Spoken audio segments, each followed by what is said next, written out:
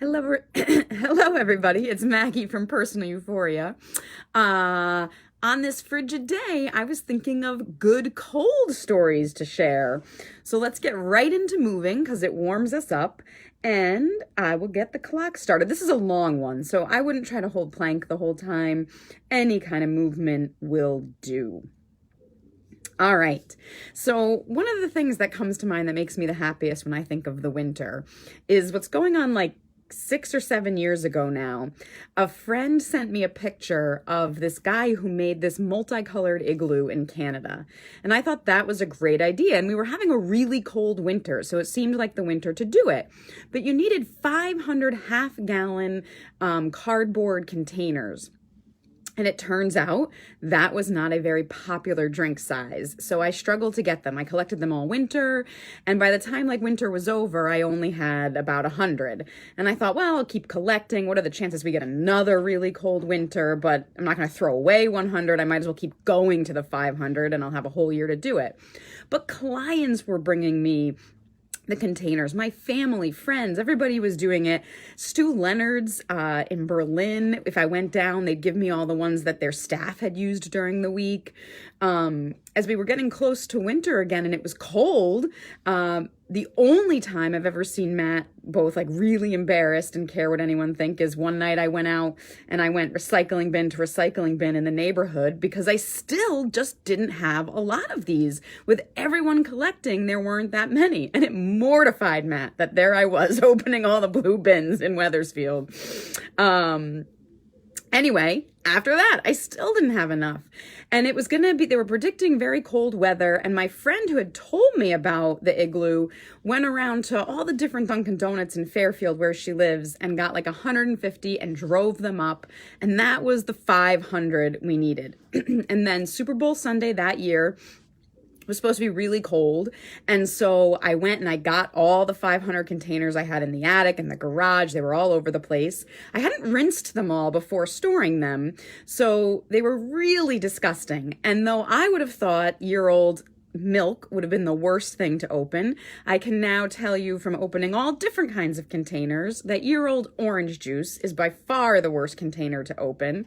But I opened them all, rinsed them all out, filled them with water and food coloring, and laid 500 of these in our front yard to cool or to freeze. And then they were out there 3 days. It didn't get above freezing those 3 days. I think it was like below 25. And 3 days later, many of them still were not frozen, which made me realize I just don't understand science because I would have thought that was enough. But it was the time we had, so we started building. Our friend Mark came over. I mean, we wouldn't have done it without Mark, so it was me, Matt, and Mark predominantly working on this.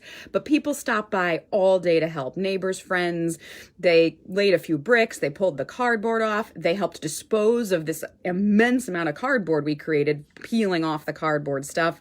They took the containers, they froze them in their freezers to try to get more like circular cold around the container than being outside. And over the course of the entire day and the next day, we built this multicolor igloo and we would light it up every night. And we had such a cold spell, the igloo lasted 3 weeks until all the color drained out of it and it was just white. And it was just spectacular. It was such a joy. It's such a good memory for me.